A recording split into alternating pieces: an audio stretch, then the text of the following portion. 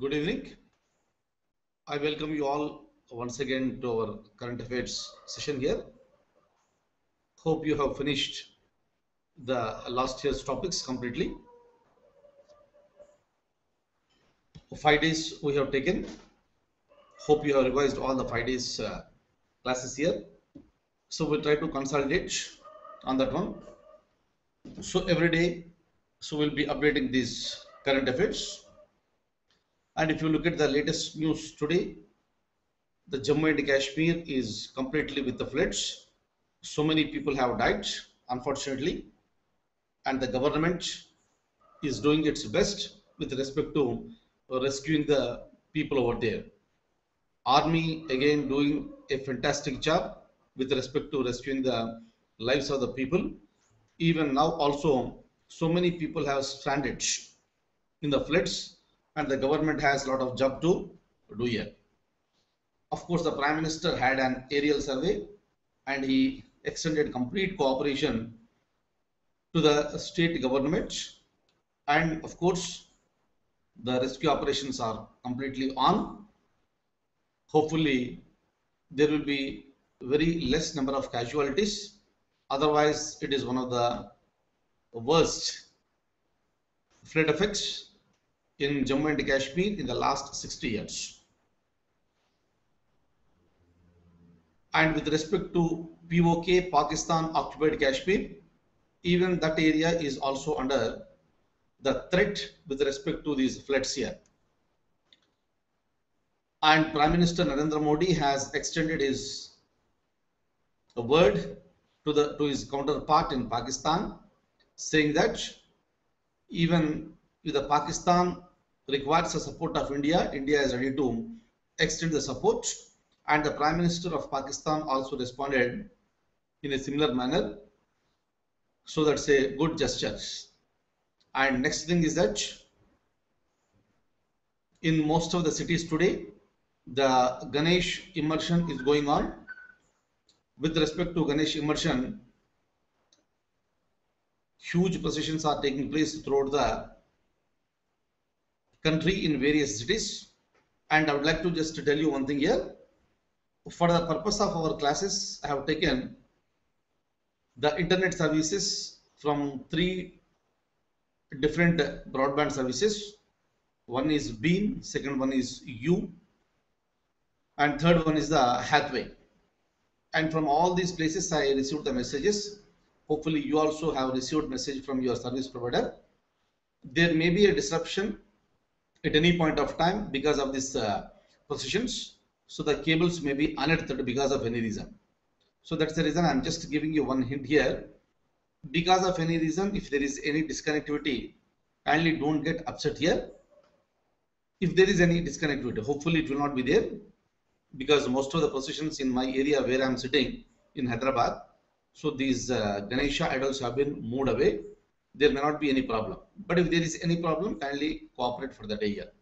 Now, so now let me come back here. So when it comes to this Ganesh immersion, most of the times we have already come across that the clay Ganesha has to be made and that clay Ganesha has to be immersed in the waters. But unfortunately, throughout the country, even today also, lots of colors are being used and the waters are getting polluted. So now again, it's up to the this people who belong to that religion rather. So the sentiments are associated with this. That's the reason why the government is also not in a position to put up so much of pressure on these people here. Otherwise, one thing we have to remember is that the waters may get spoiled, and it is getting spoiled in so many areas here. So this is one unfortunate thing here. So now let me open the document straight away. So we'll have a discussion with respect to some of the topics which we are going to discuss here. Now, so I would like to discuss something about the Sukna case that is present in the so-called West Bengal. So this is the case that is related to the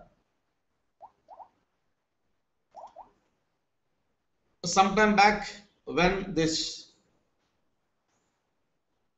the present Minister of State for External Affairs, General V.K. Singh. So when he was there in this army during that time, so there has been an alleged land problem has been taken place in Sukna area of this West Bengal. So during that time, a case was filed against the Lieutenant General Rath.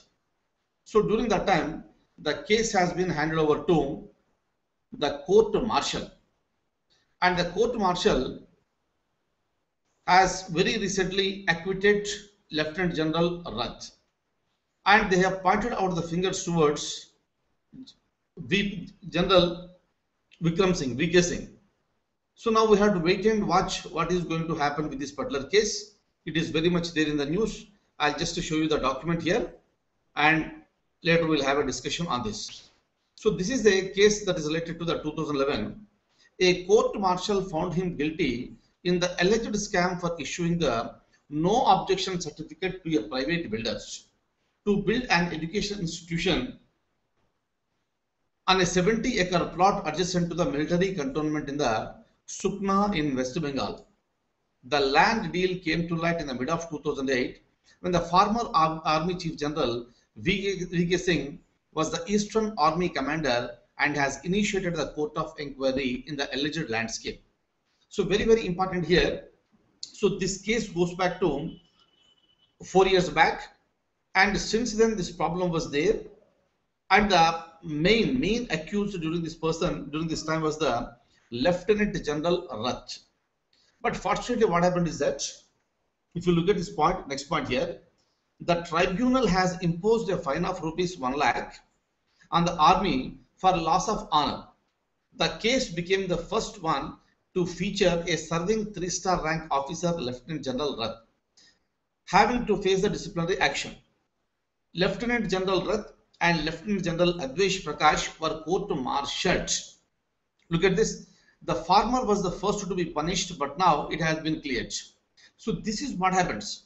That's now this gentleman has been punished during the time, but now it has been cleared. But unfortunately, his image has been lost. Now, who will give back his image? But whatever it is here, it's a matter of very, very serious concern. Certain things are happening even this army here. The petitioner has acquitted of all the charges. Now he is entitled to a restoration of all the benefits with the 12% interest. And an Armed Forces Tribunal bench headed by Justice Sunil Hali said. See here, before going to this one, let me tell you a few points. Basically, what happens whenever any person commits a crime, during the time a case will be filed against him and he will be taken to the judiciary, and the judiciary will be looking into that case here. But here I am talking to you about the concept where army people have been involved. In army, there is a separate provision. There is a separate provision saying that court-martial concept will be there. What do you mean by this? So whenever I use the word court-martial, this is just like a court, but whereas in this court here, you have so many senior officers in the army who are the members in the court, but it is headed by a judicial person. But unfortunately what happens is that the judicial person, he has to depend on the advice that is given by the senior army officers. That's the reason sometimes it is criticized as this one is a biased one. This one is a biased one, and obviously there may be certain issues with respect to this court-martial, and that court-martial has given punishment to Lieutenant General Rath, but now it has been acquitted. But the problem is that he lost the image completely. That is the reason why the concept of court-martial has again come back to the so-called this in news here. Now, next one. Look at this. The bench said that the petitioner suffered undue harassment and loss of reputation by the act of the respondents, which, if not compensated, would be a travesty of injustice. Therefore, as a national compensation for the harassment and loss of honor and name caused to the petitioner a cost of 1 lakh rupees to be paid by the respondents. So this is the judgment that is given by Armed Forces Tribunal bench headed by Justice Sunil Ali Shah. Kindly remember, so where is this Sukna district? That is in the West Bengal. And what is the case? This case is related to the land where allegedly Lieutenant General was accused, and of course now he is a free man. He has been freed from all the charges by the Armed Forces Tribunal bench. Next is here another important point we have the discussion, that is the Representation of the People's Act, that is called RPA 1951. Let me tell you a few points regarding this, then I will come to this topic here. The screen may not be so clear for you today, so kindly get adjusted.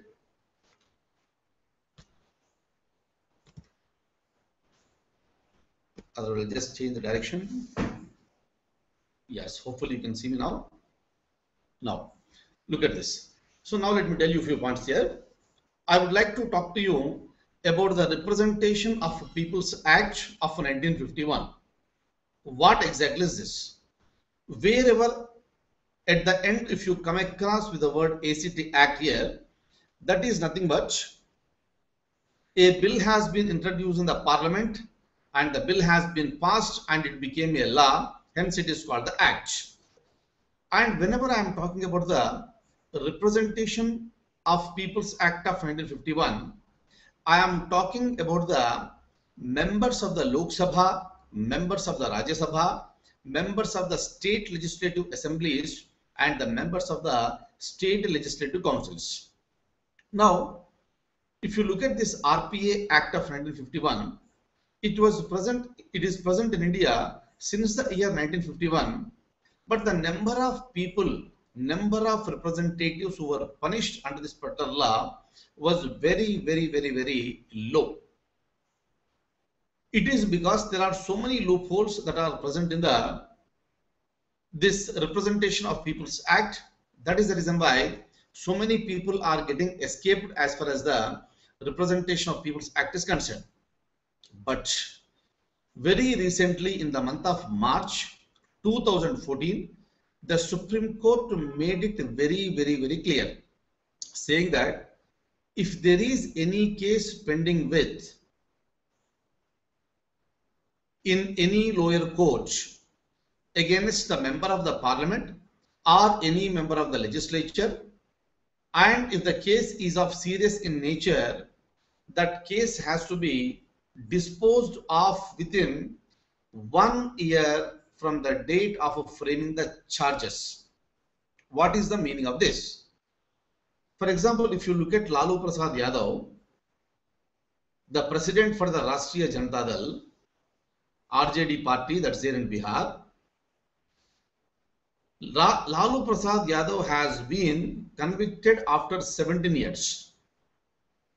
Like this, if you look at certain cases in India, there are so many cases that are pending against so many politicians here. But because of the various loopholes present in the law, they are getting escaped. Serious allegations are there. Even then, they are contesting in the election and they are becoming the representatives of the people, and that is being continued for so many number of terms. That's the reason why Supreme Court made it very, very clear that those cases must be cleared within 1 year from the date of framing the charges. And with that, what is going to happen is that there will be a possibility for the disqualification of these members. This is what is expected from the Supreme Court. Now, after the judgment has been given by the Supreme Court, in India the elections have been happened and the existing government has been changed, and now we got the National Democratic Alliance government headed by Narendra Modi. And if you look at the present Minister for Law and Justice, Mr. Ravi Shankar Prasad, he has written the letters to various chief judges who are present in various high courts in the country, and he requested them to expedite these cases as per the directions that are given by the Supreme Court, so that if the case is completed immediately, because of any reason, if a member of parliament is convicted, he may be disqualified. This is a mechanism of establishing the complete democracy as far as the India is concerned. Otherwise, a criminal, of course, he is an accused so far, that's a different thing. Without knowing his background, without knowing his criminal activities here, the people are voting for them and the people are suffering for a period of 5 years. That is the reason why, if the judgment of the Supreme Court is implemented and the government of the day is taking steps forward for the fulfillment of that order given by the Supreme Court, if it is done, most of the politicians against whom the charges have been framed, they may be disqualified. Then the people of the country will understand that there is a concept of democracy that is really happening in the country here. Because of that reason, again, this Representation of People's Act is very much there in the news. I'll just show you the document here. Look at this. On March 10th, 2014, the Supreme Court directed that the trials of MPs and MLAs charged under Section 8 of RPA Act should be concluded within 1 year from the date of framing the charges. Now look at this. With the reference to the judgment, the Union Law and Justice Minister wrote letters to the chief judges of the various high courts in the country to monitor the cases against the MPs and MLAs against whom the charges have been framed. Very, very, very important here. The order has been given by the Supreme Court. Now the Union Law Minister is requesting the high courts to look into this. Now look at this. Section 8 of RPA is related to the disqualification on conviction for offences which include alleged involvement in foreign exchange regulation violation, promoting enmity between different groups on the grounds of the religion, race, terrorist activities, corruption, hoarding, adulteration and dowry. Kindly look at all the points here.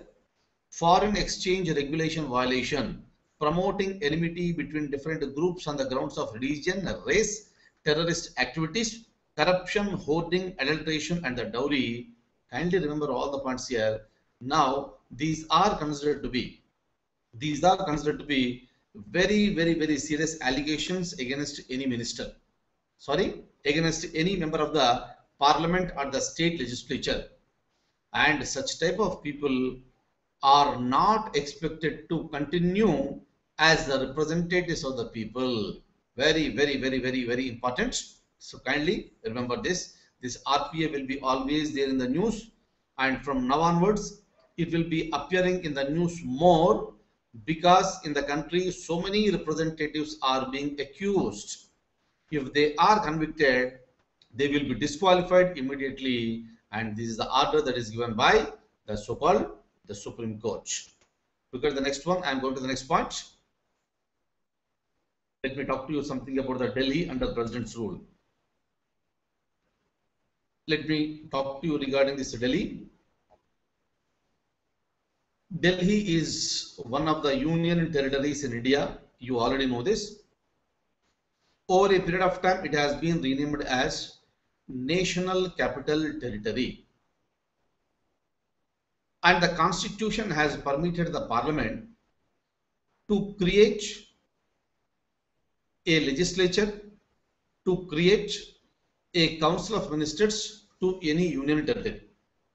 That is the reason why, if you look at Pondicherry and Delhi, these are the only two union territories with a legislature and a Council of Ministers headed by the Chief Minister. So now let me talk to you regarding the New Delhi here. the New Delhi, the legislature has been created and there is a chief minister and elections were happening, right? So this is happening for the quite long period of time. But in the recently concluded elections here, no party gets a majority and the BJP was considered to be the single largest party with 32 seats in this Assembly of Delhi. And when it comes to Aam Aadmi Party, headed by Arvind Kejriwal, it got 28 seats. And whereas the strength of Delhi Assembly is 70, and out of 70, if you want to form the government, you require at least the support of 36 members. Single largest party was BJP with 32, and next largest party was the Aam Aadmi Party with 28 seats. Then how is it possible to form the government? During that time, the Lieutenant General of Delhi invited BJP to form the government, but BJP has refused to form the government because though it is the single largest party with the 32 seats here, it is short of 4 seats. That's the reason why they did not want to form the government. Later, Lieutenant General has invited Aam Aadmi Party to form the government, and Congress Party with the 8 seats in the Delhi Assembly extended its support to Aam Aadmi Party. That's the reason why the required support was there, Aam Aadmi Party, and Arvind Kejriwal became the Chief Minister of Delhi. But because of various reasons, Arvind Kejriwal has submitted the resignation letter and he stepped down as a Chief Minister. Immediately, the President's rule was imposed in New Delhi and that is continued even today also. Now the problem is that whenever you have the President's rule, you can continue the President's rule for a period of time, but either the Assembly of this Delhi can be suspended or the Assembly of this Delhi can be dissolved. If you dissolve the Assembly, elections must be conducted within 6 months. But the Assembly of Delhi was kept under suspended animation. Under the suspended animation, you can continue, meaning the Assembly is suspended temporarily. MLAs will be there but without any powers, without any functions. But they'll be still taking the salaries and they'll be enjoying the salaries here. So in between, Lok Sabha elections have been happened and Arvind Kejriwal, he wanted to form the government again, but somehow he withdrew from that particular idea. Later, Arvind Kejriwal started demanding that Delhi Assembly has to be dissolved and elections must be conducted. But the latest developments, if you see in Delhi, the BJP is trying to form the government. Now, out of 32 seats that are there with the BJP, now it has been reduced to 29 because 3 of them got elected to the Lok Sabha. Hence, they have submitted the resignation here. Now, the number is only 29. This is number 1. Number 2, with 29, how can you form the government? Now, the Aam Aadmi Party and Congress Party are blaming the BJP, saying that Bharatiya Janata Party is involving in the horse trading. What do you mean by this horse trading? Horse trading is nothing but you are trying to attract the MLAs of other party to come and join in your party and to give support to your party, so that in return you will be offering them some money or some power. So this is the allegation that has been made by Aam Aadmi Party against the BJP, but the BJP has condemned that one. And Aam Aadmi Party, they have submitted a petition in the Supreme Court requesting the Supreme Court to give an order to the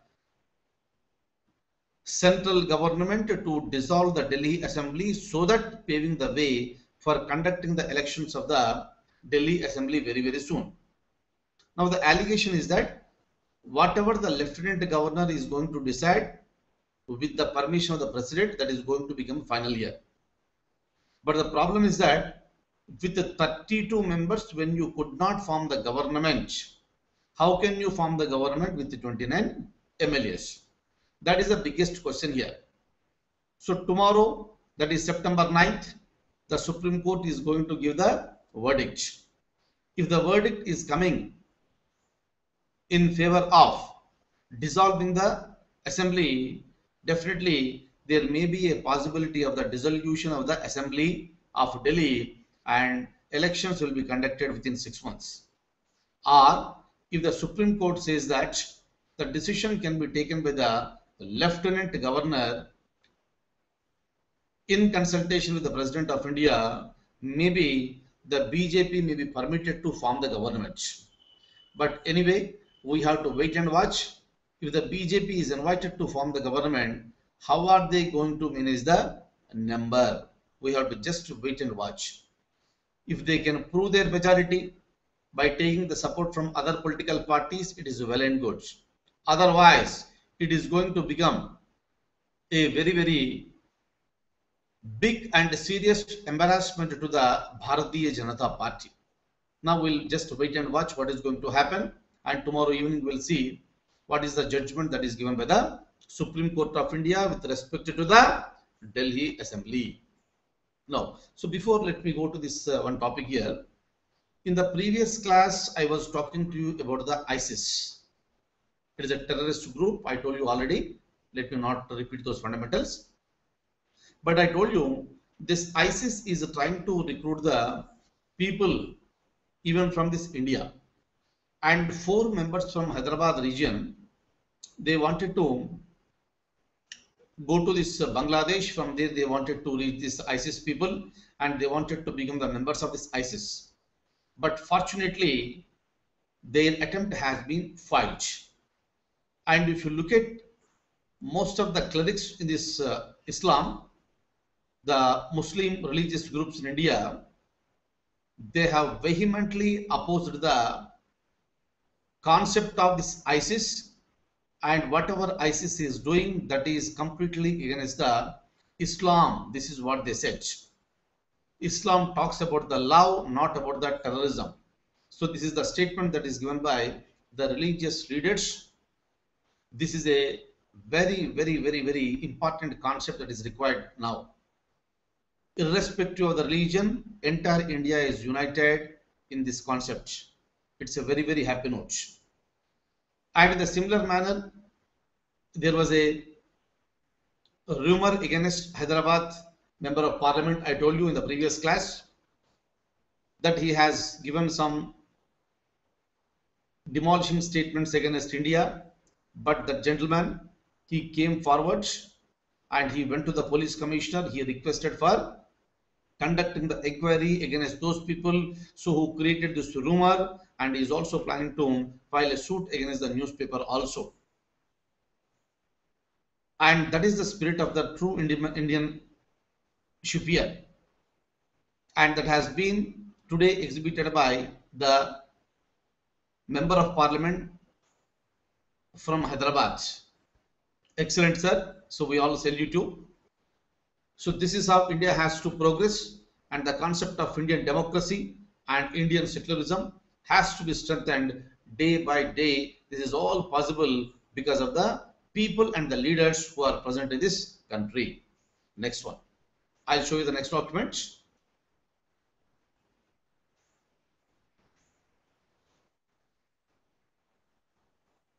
Look at this. So there is a concept called National Waterway. What exactly is this? Let me tell you a few points before coming to this.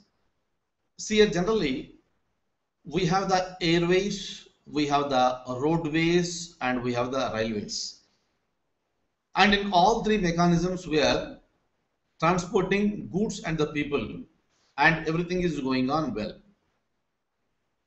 Of course, waterways is also present in India for a quite long period of time. Now this is the time to strengthen even the waterways also. That is the reason why. So it is again very much there in the news.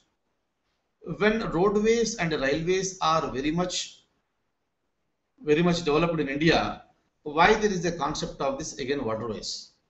The most important thing is that these roadways and railways, they have already achieved the saturation. Now India is looking for various alternatives, and one alternative is available in the form of the waterways. That's the reason why. So we are forced to discuss about the waterways today. So that is the reason why. So if you look at this national highway number 1, 2, 3, 4 like this, so we also have the waterways. So I'll just show you the document and we'll have a discussion on this. Now look at this. The Indian Waterway Authority of India implements this project. Now I am talking to you about the National Waterway number 1. This is being built on the river Ganga, that is Ganges, between Haldia and Allahabad. Kindly remember these two names here. Haldia is there in West Bengal and Allahabad is in Uttar Pradesh, and you know this. Now, in the preliminary examination, there may be a question. National Waterway 1 connects. Answer will be Haldia and Allahabad. Now, with respect to this one here, the estimated cost will be 4,200 crores. You can have a look at here. 4,200 crores is the estimated project here. And out of this one, look at this. The World Bank is going to give the financial aid for this project. And this project may take at least 5 years for completion. Now the next point what we will discuss is that why this waterway? First of all, why this waterway? It is because the road and railway transportation have already been saturated, and this provides supplementary method for transportation. Fine, hope you are getting it. The waterway is necessary in India. It is because the railway and road have already attained the saturation, and it is providing the supplementary method for transportation. Kindly remember these points. In any examination, we may get a question on the national waterway. Look at this last point. Indian Waterway Authority of India was created in the year 1986, and the head office is located in the so-called the Noida. Noida is a place you must be knowing this. That is in Uttar Pradesh, right? Now look at this. I'm going to the next topic. Let's have a discussion. Some little points let me tell you here.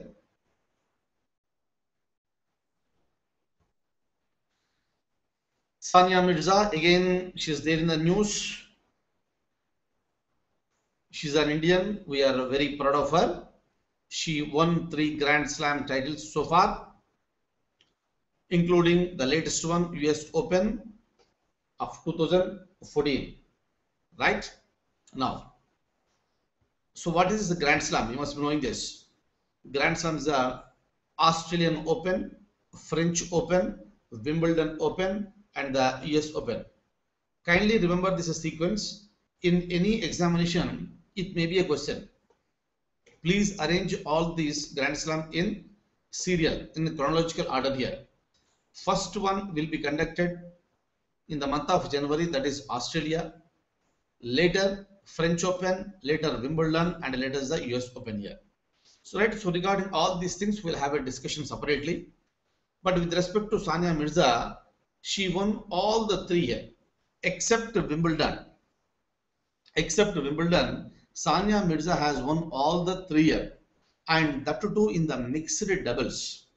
She won Australian Open in 2009, French Open in the year 2012, US Open in the year 2014. She is one of the fantastic players in the world. India is proud to have Sania Mirza, and she has been awarded with the Arjuna Award also sometime back, Sania Mirza. So this is the point with relation to the Sania Mirza, and the latest news. And the latest news for today is the with respect to US Open singles, Serena Williams. She won the US Open today. So this is the latest news with respect to this is Serena Williams. She is the recent winner of the US Open here. Before I conclude, let me tell you one more point here. In the last week, when I was talking to you about Surinder Kohli, who has been given the death sentence by the lower court, high court and the Supreme Court. Later the President of India also rejected the mercy petition. Later the court has given the order for hanging him. I told you the date was fixed to hang him as September 12th, I told you, but the arrangements were made yesterday and he was supposed to be hanged this morning. September 8th morning 2014 he was supposed to be hanged. By now he would have died rather, but last night there was a petition that has reached the Supreme Court, and night 1:30, that is in the early hours of today 1:30, the Supreme Court has decided and Supreme Court has given the order, stay order for a period of 1 week. Otherwise Surinder Kohli, who was convicted in the serial murders of raping and murdering the children here, he has been convicted. He was supposed to be given the death sentence, but he got the life for a period of 1 week. Why the Supreme Court has given this? Last week when I was talking to you about this one here, Supreme Court has given the permission for the open court. I told you this open court here. Kindly see here how each point will be related to some other point is very, very important. Previously, this concept was not there. Just because last week's judgment that was given by the Supreme Court, this Surinder Kohli is being survived for another 7 days. During that time, I told you, Supreme Court permitted for the concept of the open court. In that open court, public will be there, and you are going to permit the convicted person for the oral hearing of the for not more than 30 minutes. So this is going to be accepted even for the Surinder Kohli. Maybe he is permitted to go for the oral hearing for a period of not more than 30 minutes. So we'll wait and watch what is going to happen. Since he has been accused and convicted in 5 cases and 11 cases are still pending him, so we don't think the mercy has to be shown on him. But since the ball is there in the Supreme Court, we'll just wait and watch what is going to happen. Otherwise, by now he would have been hanged. But fortunately, because of the order given by the Supreme Court, he is still surviving, but for a period of 1 week. What is going to happen within 1 week? We'll see here. If the Supreme Court says to go ahead, Surinder Kohli is going to be hanged very, very, very soon. Fine. So that's all for today. So we'll be meeting tomorrow. So with some other topics. Clear? So today, unfortunately, I could not show you. So any questions over here? And kindly, I have posted a few questions on our site. Kindly solve those questions. But tomorrow, I'll be showing you some of the questions on the screen itself. Clear? I'll be sitting here. And if you have any doubts, you can just get back to me regarding anything. You are most welcome. I'll be just sitting here. So thank you so much. And finally, we thank God also today. Though there is a immersion going on very, very seriously and with a lot of religious belief here, the internet facility is good. There was no disconnection, nothing. So we thank God, and we'll be meeting tomorrow. I'll be sitting here. I'll be waiting for your this charts, and if you have any doubts, you can just talk to me straight away here. Thank you so much. So see you tomorrow at the same time. Till then, good night, and I wish you all the very best.